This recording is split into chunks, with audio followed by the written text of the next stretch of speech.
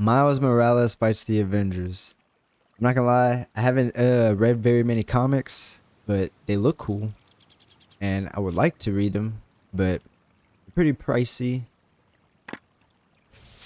And I mean, I would go to a comic book store just to like, you know, flick through a few pages because a lot of the artwork is really insane. And I mean, you got to think about it.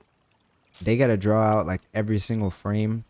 And then whenever they make animations or like cartoons or like anything animated, it's all like hand drawn every single frame. Especially like the Into the Spider-Verse, bruh. But I seen a video the other day about they're starting to figure out how to use motion capture to make animation style movies, like anime, like real life, using real life footage to turn it into an anime basically. And it looks insane, bro. It's really cool how people are, you know, tweaking with shit and figuring it out. But yeah, I mean, Miles Morales versus the Avengers. Let's see what happens. Okay, so we are covering probably the most important Miles Morales story in the history of Marvel Comics, but also one of the more controversial stories that Marvel had done in the history of Marvel in recent years, which is Ultimate End. Now, a little bit of backstory, because this does tie into Secret Wars, and is a part of Secret Wars. So for those of you guys who are unfamiliar with how Secret Wars unfolded in 2015, which seems to be the version that we're going to be getting when it comes to the Secret Wars film in the MCU, that this all started with a variety of things, right? You'll find a link to the entire playlist in the comments section, but what this did is it basically gave us the collapse of the multiverse. Now, I'm not going to go into detail in terms of how all that happened. Check out the video for that. But what is important here is that with the collapse of the multiverse, Doctor Doom had basically seized the power of the Beyonders for himself, which effectively made him God. And in doing so, what he ended up basically doing was pulling together different pieces of alternate realities across the multiverse and combining them into a kind of patchwork called Battle World. And so you literally have all these different alternate realities just kind of sitting side by side. So you have like the Marvel Zombies universe, and then like right next to it is the Age of Ultron universe, where Ultron conquered everything, right? It's just this small isolated pocket, and you can go from one place to the next, although you're not supposed to, right? Like you're not supposed to cross from what's called a domain, so you're not supposed to leave your domain and go to a different one. And so what matters here and what's important here is that this entire story takes place within the confines of Battle World itself. Wait a second. Why would he do that though? Why would he gather all these different universes and make them countries basically right next to each other, and yeah, not even space them out with water like islands or something? This man put them right next to each other and he's like, don't wander off. What about the people that are on the border, bro, that are just like, yo, that looks pretty interesting over there, you know? It's gonna, man, why do that?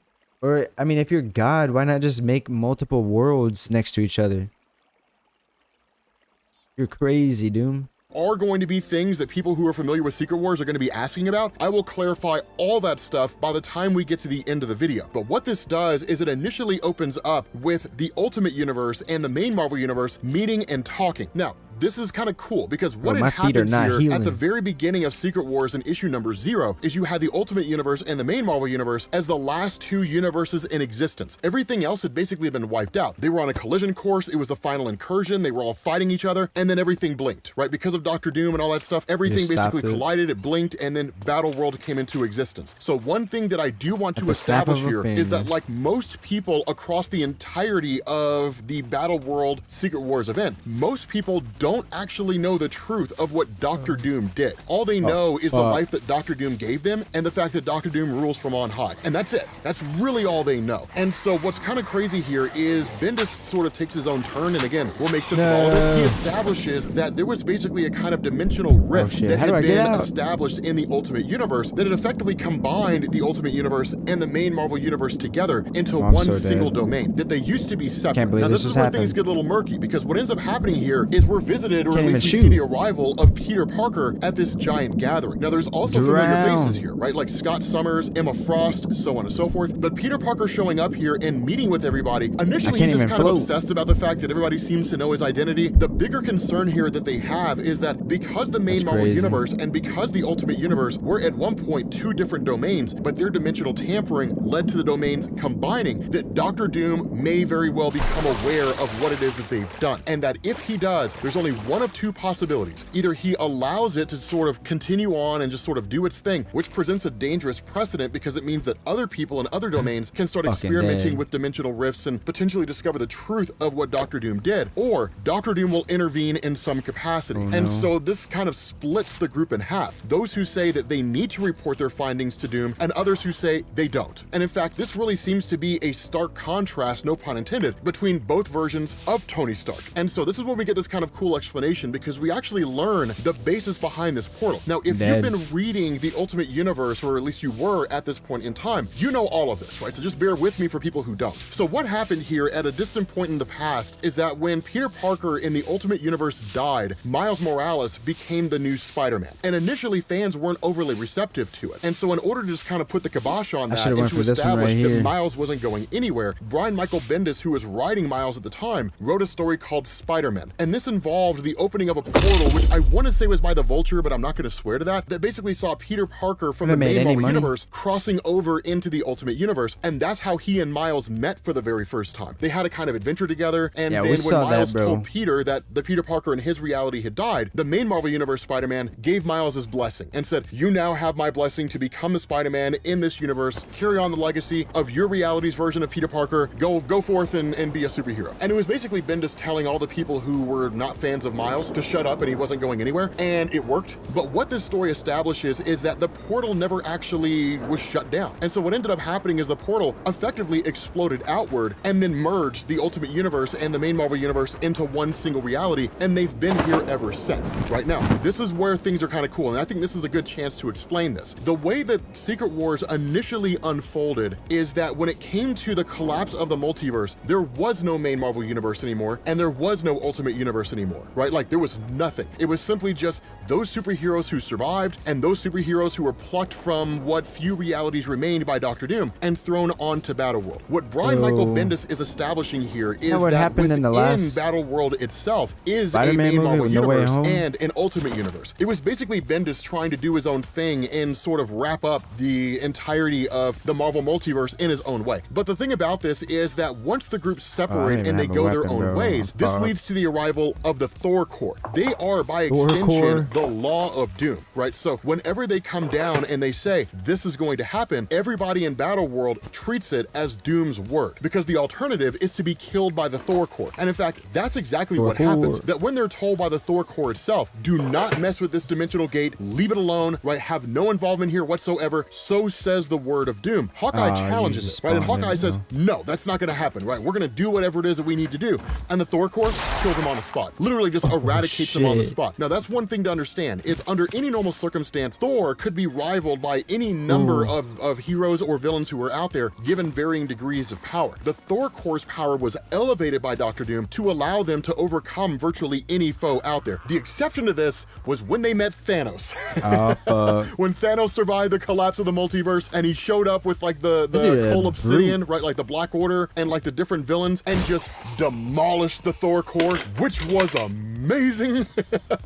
Apocalypse did it too. Damn, this is why I tell you guys, you need to check out the playlist in the comment section after this video is done, because Avengers, New Avengers, Secret Wars, the greatest story ever told in the history of Marvel Comics. It's phenomenal. But of course, with Hawkeye being killed and the groups coming to the realization that at least for the moment, if they are going to mess with this portal, they have to keep it hush-hush. They can't just go out there and just sort of do it brazenly. You end up having main Marvel Universe Iron Man and Ultimate Iron Man meeting with each other and kind of having a bit of a sit-down, right, and a bit of a conversation. And in fact, it's one of these things where they sort of come to terms on how in the world could we possibly fix this, get things back to the way that they're supposed to be. So we have our domain, you have your domain, and that's effectively it. The other part of this is we get one of the coolest moments when it comes to like Ultimate Hulk fighting main Marvel Universe Hulk. And that's one of the cool things that did come out of Ultimate End to a degree, was that it was sort of a love letter for like all the different little battles and things that we'd wanted to see over the years but never really saw, right? Like who would win in a fight, Ultimate Hulk, main Marvel Hulk, which one of the two is the strongest, that kind of a thing. The way this kind of played out though is that you ended up having main Marvel Universe Bruce Banner, who was just kind of continuing his experience experiments and research into like dimensional rifts and so on and so forth. Kind of the other half of the equation from what both Tony Starks were doing. But the Ultimate Banner showed up to meet him. And as the two of them were talking, you actually had this kind of disagreement between the two, which was surface level at best. And it was just a reason for Bendis to have these guys start fighting each other,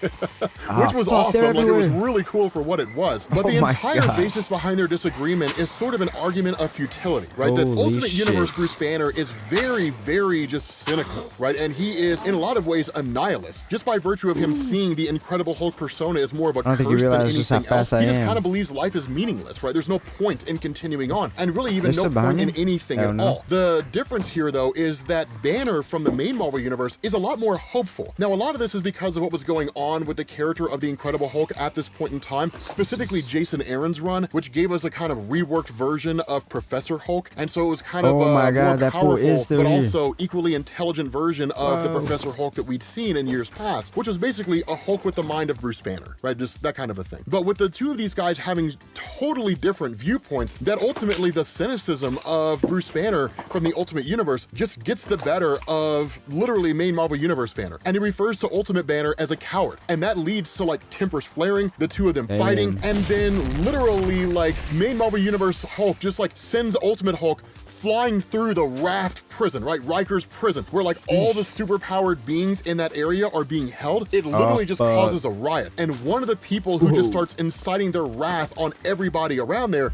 is the Punisher, which is amazing because this Earth 616 Punisher, right, the main Marvel Universe Punisher, this guy survived. This guy made it out, which is awesome. Honestly, I'm not 100% sure how I agree with that, because during like the Secret Wars, or maybe it was the Punisher Last Days, I want to say it was Secret Wars though, Secret Wars issue number 0, when the world was ending, the Punisher like shows up in a bar where you have all these villains, and he's just like, such a pity. It's the end of the world and I have all these bullets. What am I going to do with them? And he kills every villain in the bar. He just sprays them all down mercilessly. But the thing about this is that he actually ends up meeting his Ultimate Universe counterpart, which is kind of a funny thing because there's a bit of a fight between the two of them, and then main Marvel Universe Punisher just seemingly comes out on top, which is cool, right? It's just one of these cool little moments here. But again, like what you have here in a lot of ways is that with tempers flaring, with a lot of anger and resentment and rage and just frustration with this sort of overcrowded environment, right? These two realities crammed together. It was only a matter of time before things went to pot exceedingly fast. And so what this does pretty quickly actually is it leads to just like an all-out, almost kind of like a mini civil war among like the heroes and villains within this reality itself. Now, those individuals who are focusing more on the dimensional rift and so on and so forth, they're kind of hands-off, like they're kind of doing their own thing. But this massive calamity and this massive battle does not go unnoticed. And in fact, there's a point where effectively Valeria ends up approaching Doctor Doom. Now, the thing about this, and the reason why it's so important is because within the realm of Secret Wars itself, and as far as Doctor Doom goes, one of the things that he had done is he had found an alternate reality version of Susan Storm, Franklin Richards, and Valeria Richards, and then adopted them as his own. In effect, he stole the life of Reed Richards, Mr. Fantastic. That was kind of his thing. And that actually becomes a major focal point towards the end of Secret Wars and the reason why it ends the way it does. But Valeria, being the head of the Science Foundation, right, the Future Foundation effectively, approaches him and says, given our intelligence, some kind of a dimensional rift was activated within the Ultimate Universe domain. And that led to the Ultimate Universe domain and the main Marvel Universe domain combining into one. And they're continuing to experiment with this despite being expressly told by your Thor Corps to stop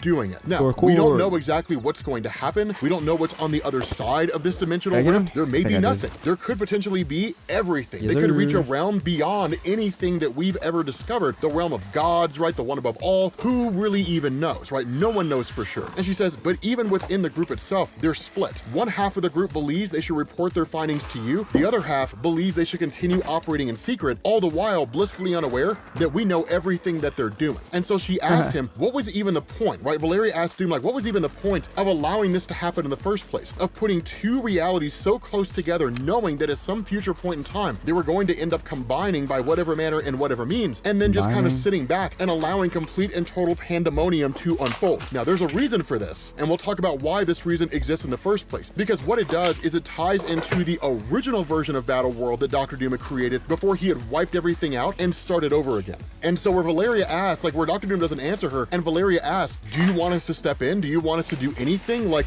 you know, Dr. Doom's response is no, right? Like, do not do anything. Let things unfold as they will. And she asked the question, but what happens if something takes place that we can't foresee? Something that happens that changes everything. Enter Miles Morales. Now, this is one of the most important parts of the story. And the reason for this is, again, when the multiverse ended in Secret Wars issue number 0, that what you had were these two kind of like life rafts. Really one for what were effectively the villains, if you want to call them that, right? The Ultimate Universe version of Mr. Fantastic, along with Thanos, his Cull Obsidian. And then in turn, you had the other raft, what were basically the good guys. Peter Parker Spider-Man, Miles Morales, the good Reed Richards from the main Marvel Universe, and a handful of others. That what had taken place here is that when the multiverse collapsed, those rafts actually just kind of existed out there in the ether and then ultimately arrived on Battleworld. Now, there was some time displacement hijinks and things like that that we're not going to get into. The point being, Miles Morales showing up here, he knows exactly what's going on. He understands exactly what's happening here. He knows everything that's taking place, and he's about to spill the beans,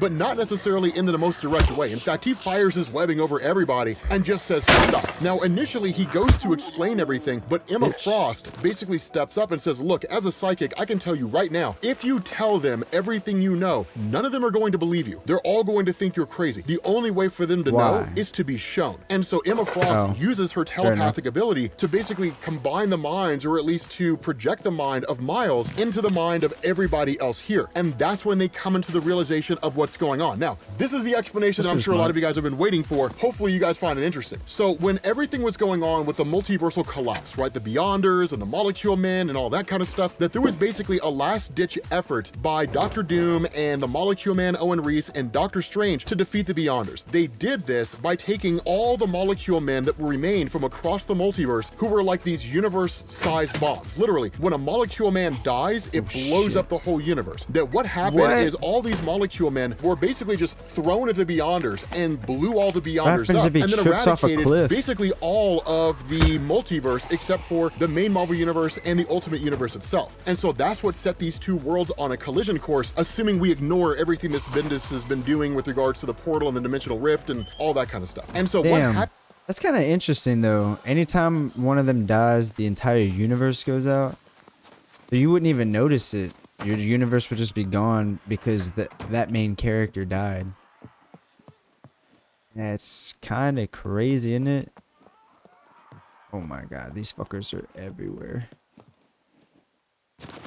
Here is that once Dr. Doom had seen the Beyonders defeated, he took the entirety of their power. Then he created the first version of Battleworld. Now, it's not directly mentioned here in the story, but the original version of Battleworld, as it was shown and discussed in Secret Wars from 2015, was that it was a place of suffering, right? It was just only the strong deserved to survive. Those individuals who were too weak were perished. It was like warfare almost 100% of the time. There was no light because there was no sun, and then Dr. Doom started to realize that this world was destined to fail. It was destined to fall apart. And so what had happened is that he had completely reworked the entirety of Battleworld, just reestablished everything. When Johnny Storm of the Fantastic Four tried to fight him, he basically took away Johnny Storm's own ability to control himself, sent him out into what you could call space, kind of the area orbiting Battleworld, and turned him into the sun. And so he lights Battleworld now. And Battleworld had basically become what it is now, but all this information is spilled directly to everybody here by Miles Morales. That God King Doom is not some being who has always existed and he's always been God and he's all powerful and you always have to listen to him. At one point, he was just a dude and then attained just an insane level of power and used it to recreate the entirety of the multiverse and seize absolute control over everything. And so once they all start to realize what's going on, then they all realize, okay, now their main enemy is Dr. Doom.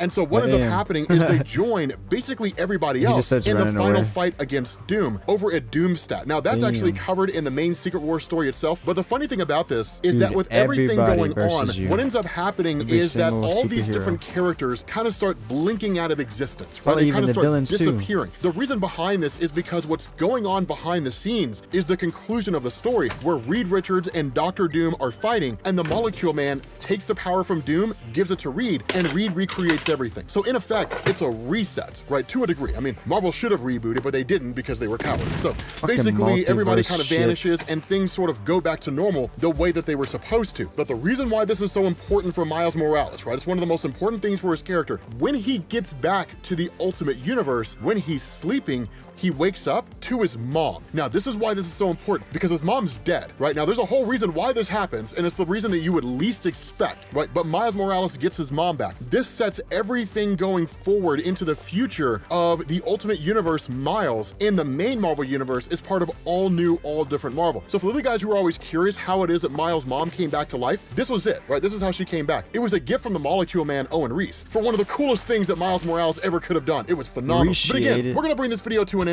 Make sure you guys check out the link in the comments section for like the entirety of the Avengers, New Avengers, Secret Wars story, because it's phenomenal. Thank you all for watching, and I will catch you all later. Damn, dude. Fucking Doom, bro. That dude is crazy. We got every single superhero in the universe to fight each other. Or not even just the universe, but every universe to fight each other. And then now they're kind of all like, oh, bro, we coming for your ass. That's crazy. I wonder how that ended up. I'm sure they finished those comics, right? What would it even be called? Miles Morales, or duh, just Doom versus everybody, right? Doom versus the universes. Doom be the dude. No, I don't know.